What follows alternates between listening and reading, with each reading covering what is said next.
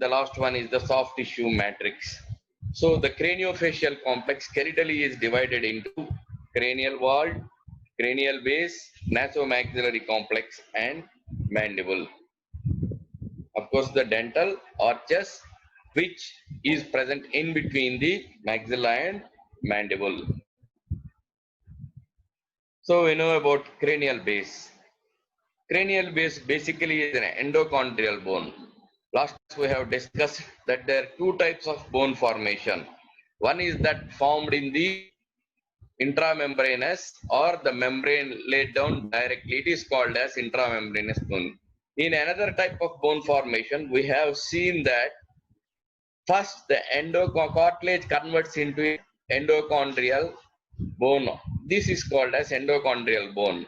So first the cartilage forms and the endochondrial bone forms, because endochondrial bone has something to bear the stress. So the base of the cranium has to bear the stress or weight of the brain situated above it. So it is made up of the endochondrial bone. In between, you can see some joints between the bones. These are called as synchondrosis. The joints of bone, the joints made with cartilaginous bone is called cartilaginous tissue, is called as synchondrosis. These synchondrosis are the main site of growth. So the base of the cranium is formed by the endochondrial bone. In between, it is joined by a cartilaginous or chondria called as synchondrosis, and it is divided into course. Now we can see a flexion. That means the bone, the base is not a straight thing. You can see the bend. Can you see here? This is anterior cranial base. This is posterior cranial base. This is called as craniofacial flexure. Now same thing, cranial vault. Cranial vault is made up of intramembranous bone. It is called as desmocranium. This desmocranium expands in relation to the growing bone inside. We have just come to know that endochondrial bone is not subjected to stress, whereas the reverse is true of desmocranium. మనం డిప్పా అంటుంటా చూడండి, అదే అనమాట. ఇది ఈజీగా expand అయిపోతుంది అనమాట. లోపల brain పెరుగుతుంటే this gets expanded. Now we have at the base an endochondrial bone which supports the weight of the brain, and the desmocranium or cranial vault which is situated above the brain part. We have also read what is translation and translocation and transformation. Transformation is nothing but plus or minus. The remodeling, resorption and absorption is called as the transformation. These transformations we have discussed that it may bring about a translocation or translation of the bone itself. Now you can see this part is resorptive, this part is additive. Each part may be additive or resorptive. As a whole, the maxilla gets down, forwards and downwards. If it grows on its own, can you see here the growth is occurring on its own on the posterior and superior aspects of the maxilla. As the bone grows here, the thrust is in the downward and forward direction. But this is called as primary displacement.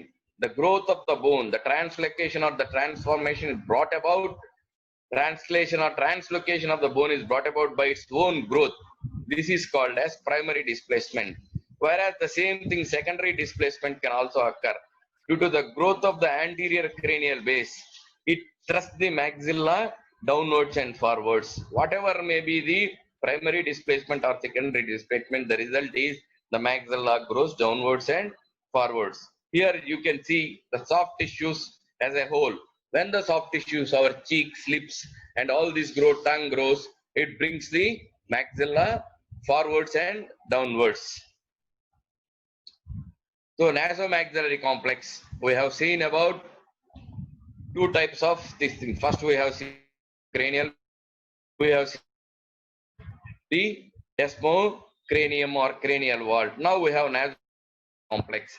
Nasomaxillary complex is made up of sutures. You can see the sutures. These sutures are in a way that they will make the maxilla grow downwards and forwards. Like that, before the birth, the maxilla is attached by a cartilage called as nasoseptal cartilage to the base of the cranium. So, two things play an important role in the nasomaxillary complex. One is intramembranous, another is nasoseptal cartilage. Cartilage, bone. We know that three tissues are there: bone, cartilage, and the soft tissue.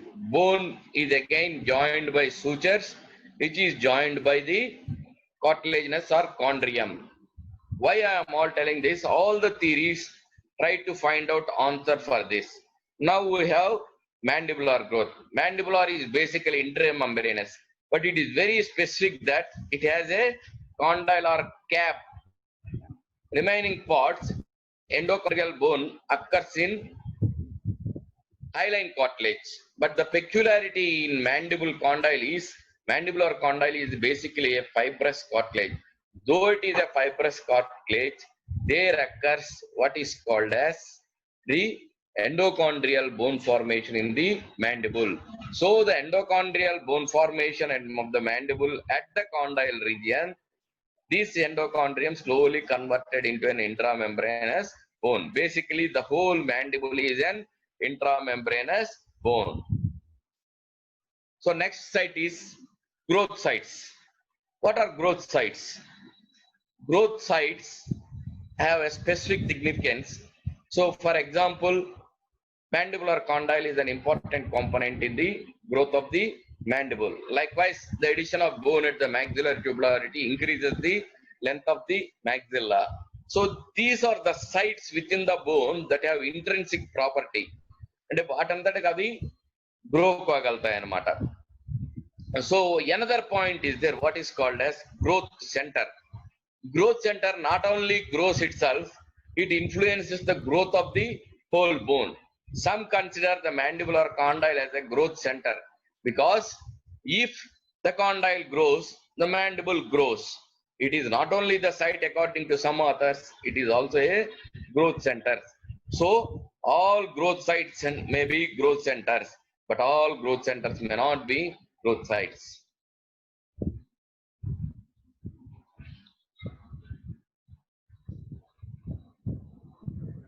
So basically, all the theories revolve around two things: nature versus nurture. Nature means the genetic. So how much we grow, what should grow, when should grow is determined by the genes. Already before birth, we have some genetic composition. Accordingly, our maxilla and mandible grows. But this is opposite to the view of environments. Though genetics is present, though genes are present in the maxilla and mandible, it is the environment, it is the surrounding environment that is responsible for the growth of the tissues. If you can change the environment, when I'm talking about of environment in mouth is, so we are concerned with the teeth as a malocclusion. What is the environment here? We have tongue inside, we have cheeks and lips outside. So this is the environment. We have nasal, we have respiration, we have respiratory structures behind the nasopharynx and the oropharynx. This all constitute the environment. When this environment gets disturbed, there is disturbance in the growth of the soft tissues. Soft tissues, when get disturbed, they will disturb the growth of the bone. So this is the basic difference between the genetic view of the growth and environment of. Now we have seen that there is the bone, there is the cartilage, and it is joined by the sutures and cartilage and also the soft tissues. Now comes the point where the intrinsic potential, what is the main growth center that brings about the change in the bones? What makes the bones grown? What makes the soft tissues grown? What is the main controlling of these growth center is the basis of our theories of knowledge that have been proposed. We have what is called as, the first one is genetic theory. Now we are going to discuss one by one. First one is the genetic theory. It is proposed by Brody. So it is entirely tells that there is nothing to do with the environment. It is the genes that present in the body are predetermined genes that determine how much should be the growth should occur in maxilla and mandible as well as soft tissues, and this is independent of environment. Next comes is Seacher's sutural theory. So according to Seacher, we have seen that there are many sutures present in the craniofacial complex. The growth, the main inherent property to grow is present in the sutures. And we have next what is called as Scott's cartilaginous theory. According to Scott, it is not the sutures, it is the cartilage that is present between the bones or within the bone. We have seen nasoseptal cartilage, we have seen synchondrosis. According to this, the cartilaginous part of the growth is the primary and the sutures are only secondary in nature. And the nasal septal cartilage, which is present before birth, is main growth center of the nasomaxillary complex. And we have seen earlier, these all supporting the growth of the bone. So there is a change in view, paradigm shift it is called. Now the scientists are thinking about it is not the bone that grows the soft tissue. It is the soft tissue that makes the bone grow. So when the soft tissue is disturbed, the bone is soft tissue. If I talk about soft tissue is the lips and tongue.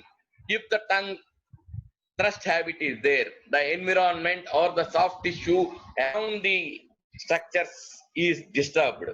This leads to disturbance in growth of the bone. This is called as the functional matrix theory. So the functional matrix theory gave importance to the non-skeletal tissues, or he gave importance to the soft tissues. So combining, none of the theories are able to answer what is the best solution to explain the growth of all the structures in the craniofacial complex.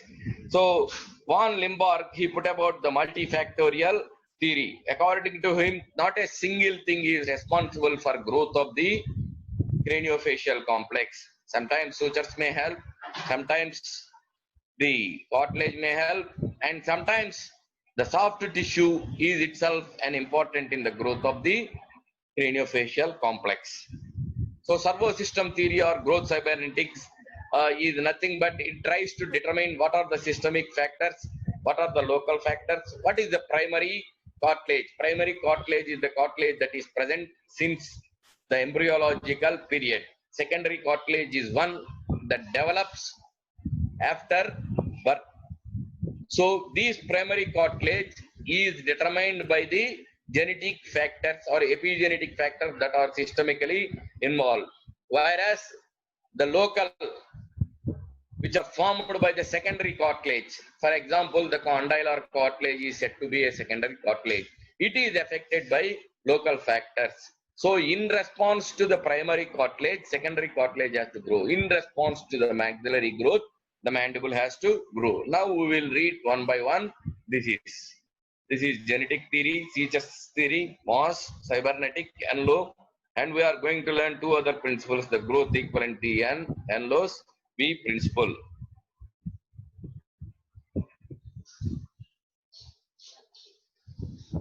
So genetic theory, we have discussed that all is controlled by the genetic influence and is pre-planned. There is no role for the environment. It is the first proposed theory.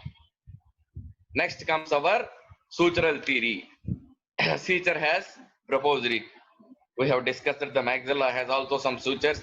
The mandible has, the cranial vault has some sutures, coronal, sagittal, and we have the joining point, asteroid, pterion, like this. And it is these sutures, it is the growth at these sutures which is responsible for the growth of the mesomaxillary complex or the craniofacial complex. Can you see here? This is synchondrium. These are all sutures. So according to the Seacher's sutural theory, only the sutures have inherent property to grow. According to the Seacher, the genetic, it is genetically involved. The genetic scripture is written in the sutures. So, what are the theories? What are the factors that are against these sutures? Whenever a portion of suture is implanted somewhere, is transplanted somewhere, no growth occurs. The tissue is not growing. So, it clearly proves that suture has no inherent property. If it has inherent property, it has to grow whenever it is replanted somewhere. So in some cases of the cleft lip and palate, though the cleft lip and palate is affected, the suture is not entirely dissected. Sometimes if the suture is dissected also, there occurs the growth in the palatal region. If the suture is disturbed, then how does the palate is able to grow? These all the things the sutural growth is not able to explain. We have microcephaly and hydrocephaly. These microcephaly and hydrocephaly are related to the amount of fluid that is collected in the skull. When this is occurring, the sutures are expanding. So, when there is fluid in the cavity, the sutures are expanding. It is not the reverse. So, the sutures are subjected to a secondary change influenced by some others. So, sutures are not primary centers of ossification. So this is not be explained by the sutures. Next is called as the cartilaginous theory. James Scott, after observing that the sutures theory has been defeated, he has put about what is called as Scott's cartilaginous theory. According to him, the intrinsic potential or the intrinsic growth, though it is genetically determined, it lies in the cartilage, and periosteum, its sutures being only secondary. That means when growth occurs by the cartilage, the sutures have to adapt to the growth that has brought about the growth of the bones.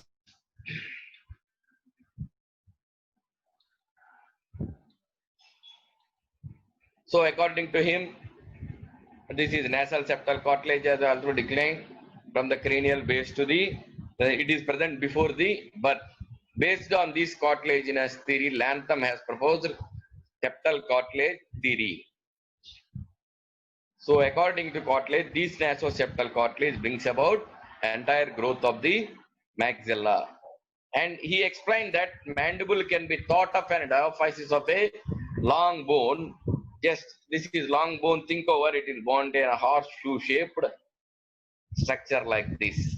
So the growth as this epiphyseal cartilage brings about the growth of the diaphysis. Likewise, the growth at the condylar region, epiphyseal cartilaginous growth. This cartilaginous growth is responsible for the mandibular growth. So thus, according to the cartilaginous theory, it is the maxilla and mandible cartilage that is responsible for the growth of the entire craniofacial structures. And in the cranial base, we have the synchondrosis. Synchondrosis, we have discussed that it is joined by a cartilage. Now we have the cranial base, maxilla and mandible. According to him, it is the cartilage that brings about the growth. So it is clearly proved that when we have removed the spino-occipital SOS, sometimes we call it as save our souls. It is presently 18 years of the life. It is the last one to close. So whenever this spino-occipital synchondrosis is removed, there will be no length. There will be an arrest in the growth of the length of the cranial base. So it clearly indicates that the cranial cartilage has some role in the growth of the bone, and we have seen that mainly endochondrial bone or the cartilaginous bone is meant to support, so it is not affected by the pressure and tension, whereas the immediate bone is immediate response. We see intramembranous bone present on the skull which is desmocranium, which is joined by the sutures. So the base of the cranium is an endochondral bone, it is the main center, and the desmocranium is joined by the intramembranous bone and sutures, it is a secondary one.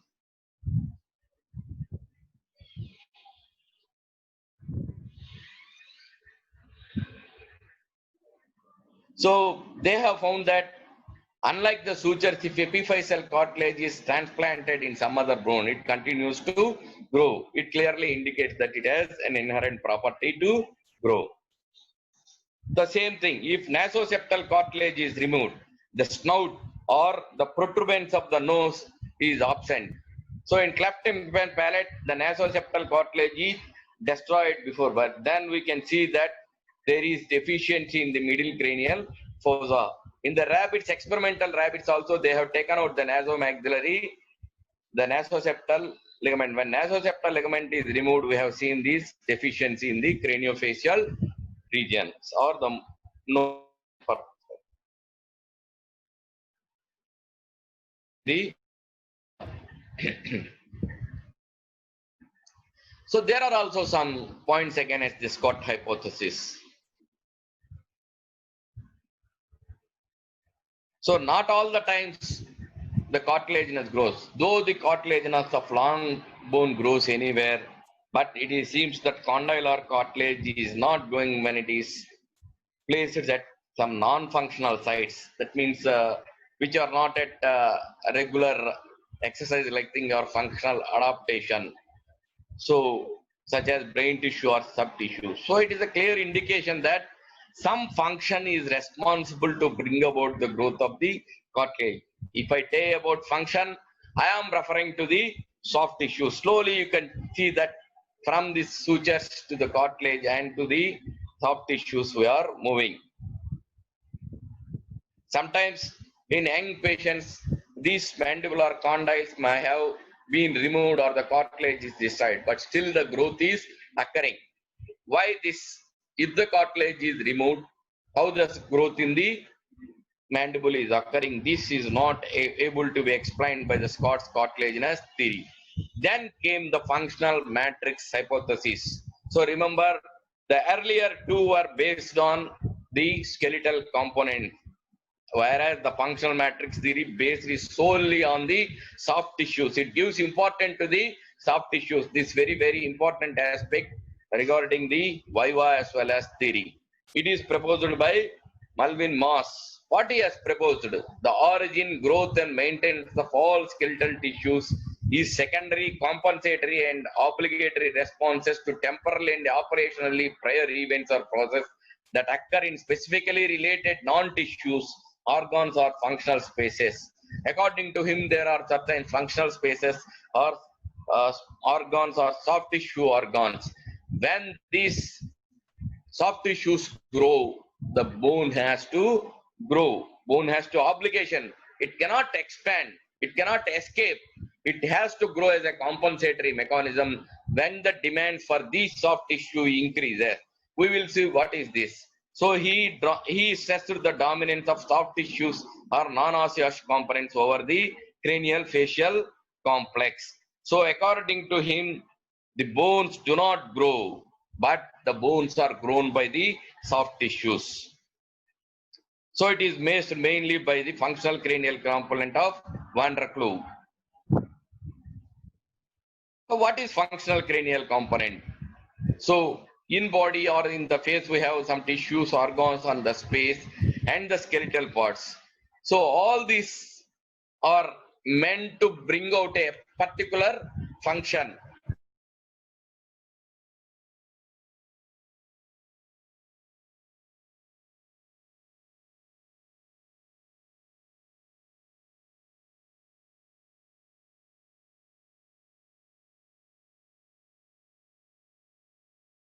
If you take about the chewing, so what are the soft tissues associated with the chewing, the different organs and space? We have the oral cavity, the functional space, we have the organs like tongue, lips, cheeks, and all these constitute a functional cranial component. We have for the chewing, we require the maxilla and mandible. So all these constitute one functional cranial component for chewing. So these are the different functions carried out by the head. So we can see that each functional cranial component is composed of two elements. The one is the soft tissue element and another is the skeletal element. And again, the soft tissue element is again divided into periosteal matrix and the capsular matrix. Capsular matrix is a big one. It is a hollow balloon-like thing which brings about the bone growth has a totally such bone ని మొత్తాన్ని తీసుకొని వస్తుంది neurocranial or orofacial capsular growth. Whereas periosteal matrix, this soft tissue periosteal matrix only brings about a growth in the small part of the bone. So accordingly, the skeletal unit which is affected by the growth of these functional matrix is divided into microskeletal and the macroskeletal. If the capsular matrix directly acts on the skeleton as a whole, it brings about the translation of the macroskeleton. If periosteal matrix is the small thing, small functional phase acts on the small part of the bone, it becomes a microskeletal unit.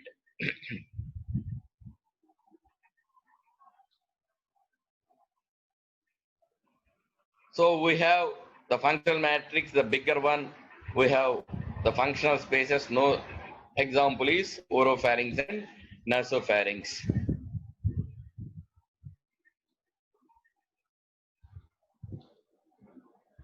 So accordingly, we have skeletal units. The soft tissue is composed of the functional spaces, nerves, muscles, whatever. And whatever heart is called as skeletal units. We have bone, cartilage, and tendinous tissues. So in relation to the functional matrices, small or big, we have the macroskeletal units, which is affected by the capsular matrix. We have the microskeletal unit affected by the periosteal matrix. So the periosteal matrix acts on the small microskeletal units. It brings about the transformation or remodeling, resorption, and absorption. Whereas the capsular matrix acts passively and it brings about the translation of the whole bone itself. So the microskeletal composed of several units like this, whereas the macroskeletal units, remember, all these meant to bring about one function. A microskeleton or macroskeleton or some functional matrix may be involved in more than one function. So for example, I am talking about tongue. Tongue is a soft tissue component involved in the mastication. At the same time, it is also an periosteal matrix is involved in the function of respiration also. It is involved in the deglutition also. So these are called as the microskeletal units. As a whole, this is macroskeletal unit of maxilla. It has alveolar bone, a pneumatic or maxillary sinus, body which present. It has the orbital component, orbital microcomponent, which is related to the vision olfactory. Again, it has nasal part to carry out the respiration. It has the alveolar part which has to be carry the mastication and chewing. Like that, in the mandible also we have the condylar process, coronoid process, the body, chin, and the angular places where the masseter is attached. These microskeletal units are affected by the periosteal matrix, and as a whole, bone is affected by the translation brought about by the orofacial spaces.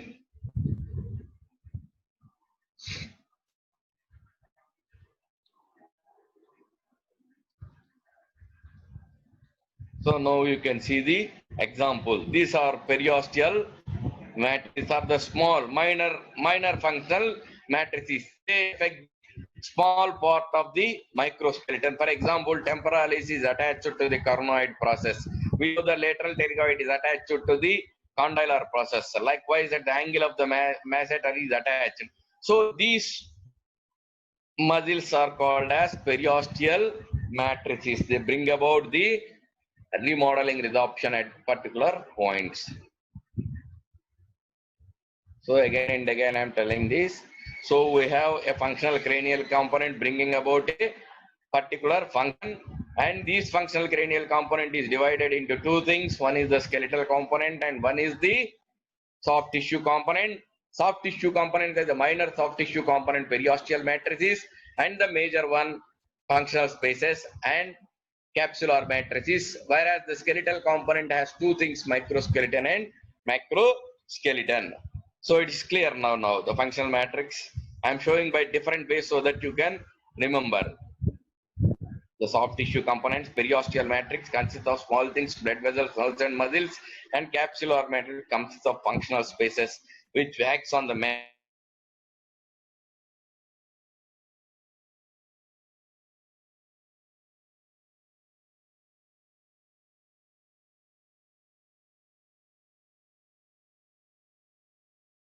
so these are the different capillary matrices.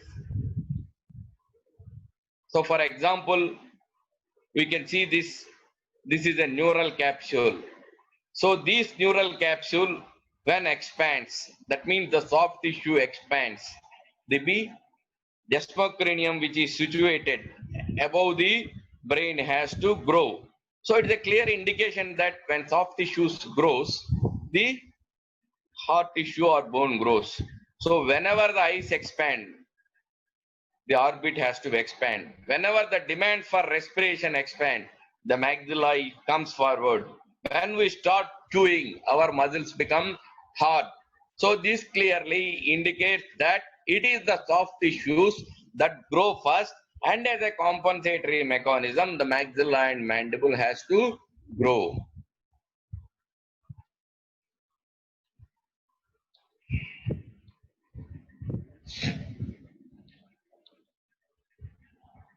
So entire growth is brought about by the microskeletal units affected by the periosteal matrices, and translation brought about by the macroskeletal units. So this is the reason why when we have thumb sucking, tongue thrusting and mouth breathing, we are disturbing the soft tissues. So in mouth breathing, we know that adenoids is affected. In thumb sucking, we are making the lips more prone. We are making the lips dumpy. That means they cannot resist to close the seal. In tongue thrusting, the powerful tongue is acting from inside. So when the soft tissue is disturbed, we have different etiological factors. So growth modulation also. What do we do is growth modulation. We are changing the